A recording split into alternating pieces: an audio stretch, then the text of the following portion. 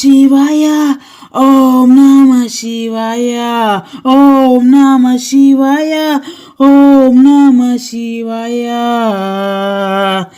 హర హర దేవ శంభో శంకర ఈశ్వర హర హర దేవ శంభో శంకర ఈశ్వర పరమేశ్వర ఓం నమ శివాయ అనేది అత్యంత భక్తితో జపించే పంచాక్షరి మహామంత్ర.